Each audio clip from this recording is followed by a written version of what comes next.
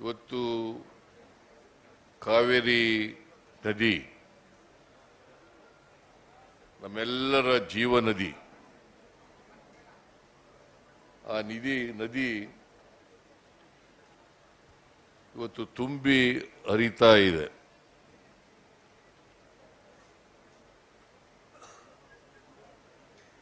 ಒಂದು ಲಕ್ಷಕ್ಕೂ ಹೆಚ್ಚು ಕ್ಯೂಸೆಕ್ಸ್ ನೀರು ಕಾವೇರಿ ನದಿಯಲ್ಲಿ ಹೋಗ್ತಾ ಇದೆ. ನಿಮಗೆಲ್ಲ ಗೊತ್ತಿದೆ, ಕನ್ನಂಬಾಡಿ ಕಟ್ಟೆ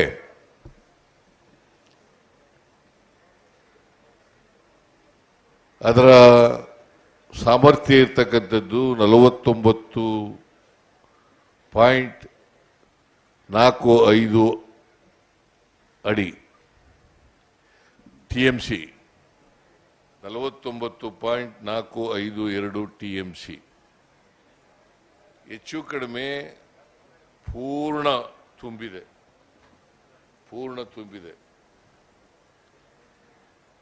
ಕಳೆದ ವರ್ಷ ತುಂಬಿರಲಿಲ್ಲ.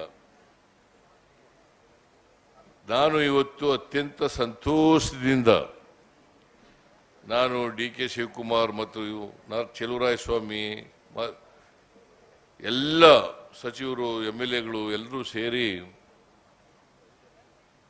ಕಾವೇರಿ ಮಾತೆಗೆ ಪೂಜೆಯನ್ನು ಸಲ್ಲಿಸಿದ್ದೀವಿ. ಬಹಳ ಗೌರವದಿಂದ ಬಾಗಿನವನ್ನು ಅರ್ಪಿಸಿದ್ದೀವಿ. ನಾವು ಎಲ್ಲರೂ ಕೂಡ ಪ್ರಾರ್ಥನೆ ಮಾಡಿದ್ದೀವಿ. ಪ್ರತಿ ವರ್ಷನೂ ಕೂಡ ಕನ್ನಂಬಾಡಿ ಕಟ್ಟೆ ಇದೇ ರೀತಿ ತುಂಬಲಿ ಅಂತೇಳಿ ದೇವರಲ್ಲಿ ಪ್ರಾರ್ಥನೆಯನ್ನು ಕೂಡ ಮಾಡಿದ್ದೇವೆ. ಯಾಕಂದರೆ ಪ್ರಕೃತಿಯ ವಿಕೋಪಕ್ಕೆ ನಾವೆಲ್ಲರೂ ಕೂಡ ಅನೇಕ ಸಾರಿ ಒಳಗಾಗ್ತೀವಿ. ಪ್ರಕೃತಿಯ ವಿಕೋಪದಿಂದ ಕೆಲವು ಸಾರಿ ಕನ್ನಂಬಾಡಿ ಕಟ್ಟೆ ತುಂಬಲಿಕ್ಕೆ ಆಗಿಲ್ಲ. ಅನೇಕ ವರ್ಷಗಳಲ್ಲಿ ತುಂಬಿಲ್ಲ. ನಾವು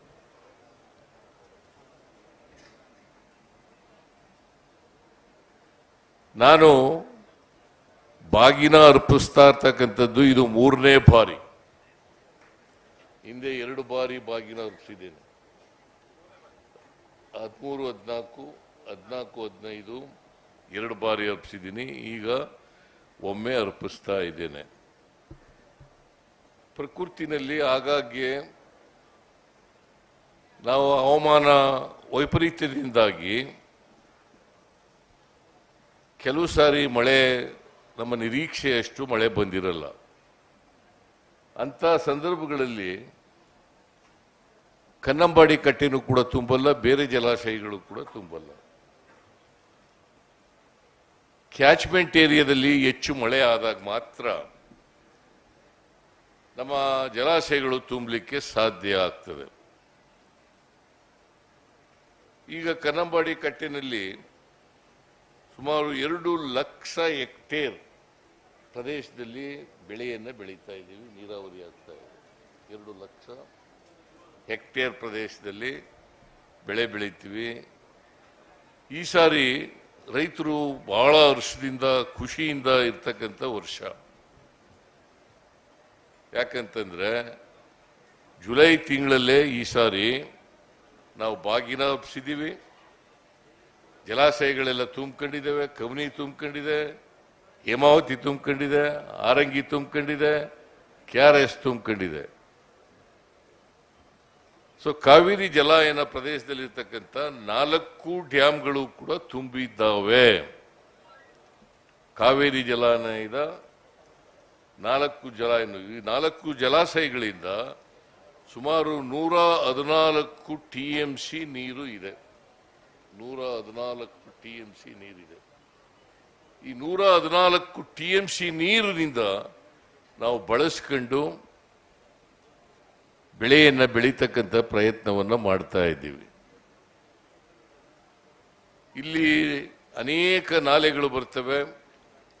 ಅದರಲ್ಲಿ ಬಹಳ ಪ್ರಮುಖವಾಗಿ ವಿಶ್ವೇಶ್ವರಯ್ಯ ನಾಲೆ ಕನ್ನಂಬಾಡಿ ಕಟ್ಟೆ ಎಡಗಡೆ ಇರ್ತಕ್ಕಂಥದ್ದು.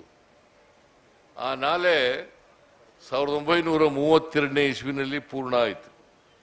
ಅವತ್ತಿನಿಂದ ಇವತ್ತಿನವರೆಗೆ ನಾವು ಅದನ್ನ ಆಧುನೀಕರಣ ಮಾಡಲಿಕ್ಕೆ ಪ್ರಯತ್ನಗಳನ್ನು ಮಾಡ್ತಾ ಇದ್ದೀವಿ. ನಾನಿದ್ದಾಗ ಸುಮಾರು 250-300 ಕೋಟಿ ಆಧುನೀಕರಣಕ್ಕೆ ಕೊಟ್ಟಿದ್ದೆ ಹಿಂದೆ ಇದ್ದಾಗ. ಅದಾದ್ಮೇಲೆ ಅದಕ್ಕಿಂತ ಹಿಂದೆ 300 ಕೋಟಿ ಕೊಟ್ಟಿದ್ರು. ಅದಾದ್ಮೇಲೆ ಪುನಃ ಆಗ್ಲಿಲ್ಲ. ಈಗ ಮತ್ತೆ ಆಧುನೀಕರಣ ಮಾಡದೆ ಹೋದರೆ ಕೊನೇ ಬೈಲಿನಲ್ಲಿರ್ತಕ್ಕಂಥ ರೈತರು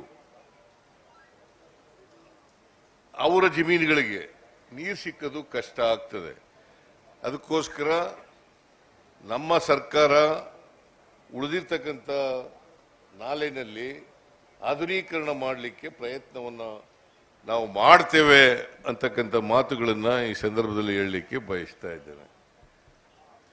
ತಮಿಳುನಾಡಿನವರು ಯಾವಾಗಲೂ ಕೂಡ ಖ್ಯಾತೆ ತೆಗಿತಲೇ ಇರ್ತಾರೆ.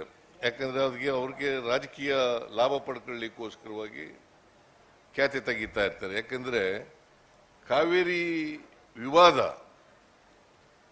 ಬರೀ ತಮಿಳುನಾಡು ನಮಗೆ ಅಷ್ಟೇ ಅಲ್ಲ ಇರೋದು, 4 ರಾಜ್ಯಗಳಿಗೆ ಸಂಬಂಧಪಟ್ಟಂತ ವಿವಾದ ಇದೆ. ತಮಿಳುನಾಡಿಗಿದೆ, ಕರ್ನಾಟಕಕ್ಕಿದೆ, ಕೇರಳಕ್ಕಿದೆ, ಮತ್ತೆ ಪಾಂಡಿಚೇರಿಗಿದೆ. ಪಾಂಡಿಚೇರಿ 4 ರಾಜ್ಯಗಳಿಗೆ ಸಂಬಂಧಪಟ್ಟಂತ ಇದು. ಈ ವಿವಾದ ಸುಪ್ರೀಂ ಕೋರ್ಟ್ನಲ್ಲಿ ತೀರ್ಮಾನ ಆಗಿದೆ.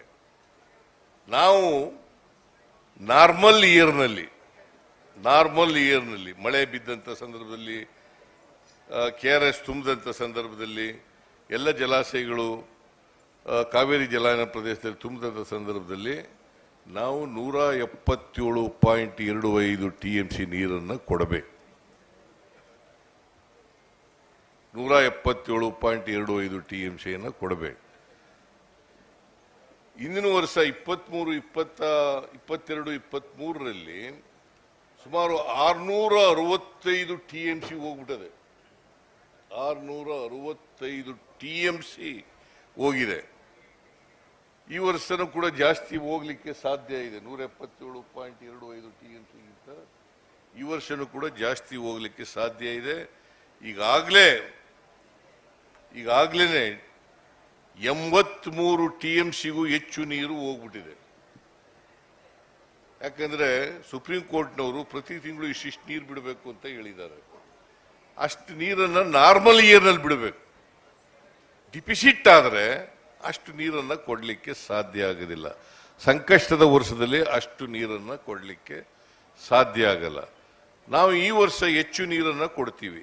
ಹೆಚ್ಚು ನೀರು ಎಲ್ಲಿ ಹೋಗ್ತದೆ? ಈಗ ಮೆಟ್ಟೂರು ಜಲಾಶಯನೂ ಕೂಡ ತುಂಬಿದೆ. ಅಲ್ಲಿ ತುಂಬ್ಕೊಂಡ ಮೇಲೆ ನೀರೆಲ್ಲ ಎಲ್ಲೋಗುತ್ತೆ? ಸಮುದ್ರಕ್ಕೆ ಹೋಗುತ್ತೆ. ಆ ಸಮುದ್ರಕ್ಕೆ ಹೋಗೋ ನೀರನ್ನ, ಹೆಚ್ಚುವರಿ ನೀರನ್ನ ಕರ್ನಾಟಕದಿಂದ ತಮಿಳುನಾಡಿಗೆ ಹೋಗುತ್ತಲ್ಲ, ಆ ನೀರನ್ನ ತಡೆ ಹಿಡಿಲಿಕ್ಕೆ ಒಂದು ಬ್ಯಾಲೆನ್ಸಿಂಗ್ ರಿಸರ್ವಾಯರ್ನ ಮೇಕೆದಾಟು ಹತ್ರ ಕಟ್ಟಬೇಕು. ಇದರಿಂದ ನಮಗಿಂತ ಜಾಸ್ತಿ ತಮಿಳುನಾಡಿಗೆ ಅನುಕೂಲ ಆಗೋದು. ನಮಗಿಂತ ಜಾಸ್ತಿ ತಮಿಳುನಾಡಿಗೆ ಅನುಕೂಲ ಆಗೋದು. ಆದರೂ ಕೂಡ ರಾಜಕಾರಣಕ್ಕೋಸ್ಕರವಾಗಿ ಅವರು ಖ್ಯಾತಿ ತೆಗಿತಲೇ ಇರ್ತಾರೆ. ಇವತ್ತಿನವರೆಗೆ ಕೇಂದ್ರ ಸರ್ಕಾರ ಅದಕ್ಕೆ ಮಂಜೂರಾತಿಯನ್ನ ಕೊಟ್ಟಿಲ್ಲ.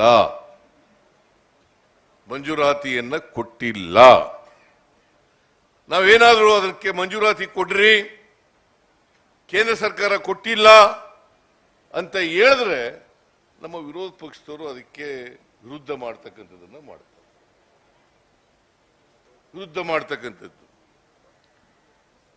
ವಿರೋಧ ಪಕ್ಷದವರು ಅಲ್ಲಿ ಇಲ್ಲಿನ ಮಂಡ್ಯ ಲೋಕಸಭಾ ಸದಸ್ಯರು ಗಲಾಟೆ ಮಾಡಬೇಕು. ಅಲ್ಲಿ ಮೇಕೆದಾಟನ್ನ ಮಂಜೂರು ಮಾಡಿಸ್ತಕ್ಕಂಥ ಪ್ರಯತ್ನವನ್ನು ಮಾಡಬೇಕು, ಒಪ್ಪಿಗೆ ಕೊಡಿಸ್ತಕ್ಕಂಥ ಕೆಲಸವನ್ನು ಮಾಡಬೇಕು. ಅದು ಮಾಡಿದ್ರೆ ನಮಗೆ ಸುಮಾರು 65 TMC ನೀರನ್ನ ಅಲ್ಲಿ ಹಿಡಿದಿಡ್ಲಿಕ್ಕೆ ಸಾಧ್ಯ ಆಗ್ತದೆ. ವಿದ್ಯುತ್ತನ್ನ ತಯಾರು ಮಾಡ್ಕೊಳ್ಳಿಕ್ಕೆ ಸಾಧ್ಯ ಆಗ್ತದೆ. ಬೆಂಗಳೂರಿಗೆ ಕುಡಿಯ ನೀರನ್ನು ಕೊಡಲಿಕ್ಕೆ ಸಾಧ್ಯ ಆಗ್ತದೆ. ಜೊತೆಗೆ ನಾವು ಅಲ್ಲಿ ನೀರು ಹಿಡಿದಿಡೋದ್ರಿಂದ, 65 TMC ನೀರನ್ನು ಹಿಡಿದಿಡೋದ್ರಿಂದ ಈ ರೀತಿ ಮಳೆ ಕಡಿಮೆಯಾಗಿ ಜಲಾಶಯಗಳು ತುಂಬದೆ ಹೋದಂತ ಸಂದರ್ಭಗಳಲ್ಲಿ ತಮಿಳುನಾಡಿಗೆ ನೀರು ಕೊಡ್ಲಿಕ್ಕೂ ಕೂಡ ಸಾಧ್ಯ ಆಗ್ತದೆ. ಅದಕ್ಕೋಸ್ಕರ ಈ ಬ್ಯಾಲೆನ್ಸಿಂಗ್ ರಿಸರ್ವಾಯರ್ ಅನ್ನ ಕಟ್ಟಬೇಕು. ನಾವು ಪಾದಯಾತ್ರೆಯನ್ನು ಕೂಡ ಮಾಡಿದೆವು. ನಾನು ಡಿ ಕೆ ಶಿವಕುಮಾರ್ ಮತ್ತು ನಮ್ಮ ಎಲ್ಲ ಮಂತ್ರಿಗಳು, ಶಾಸಕರು ಎಲ್ಲರೂ ಕೂಡ ಸೇರ್ಕೊಂಡು, ಕಾರ್ಯಕರ್ತರು ಎಲ್ಲರೂ ಕೂಡ ಸೇರ್ಕೊಂಡು ಪಾದಯಾತ್ರೆ ಮಾಡಿದೆವು. ನಮ್ಮ ಮೇಲೆ ಕೇಸ್ ಎಲ್ಲ ಹಾಕಿದ್ರು, ಅದು ಬೇರೆ ವಿಚಾರ ಇರಲಿ. ಆದರೆ ಇದನ್ನು ಕೇಳಿದ್ರೆ ನಮ್ಮ ಮೇಲೆ ಮೈ ಮೇಲೆ ಬಂದವರ ರೀತಿ ವಿರುದ್ಧವಾಗಿ ಮಾತಾಡ್ತಕ್ಕಂಥ ಪ್ರಯತ್ನವನ್ನ ಮಾಡುತ್ತಾರೆ. ನಾವು ನಮ್ಮ ಹಕ್ಕು ಇದು. ಮೇಕೆದಾಟನ್ನ ಕಟ್ಟತಕ್ಕಂಥದ್ದು ತಮಿಳುನಾಡಿನಲ್ಲ, ಕೇರಳದಲ್ಲಿ. ಅವ್ರಿಗೆ 177.25 TMC ನೀರನ್ನ ಪಡ್ಕೊಳ್ಳಿಕ್ಕೆ ಅವರು ಅರ್ಹರು.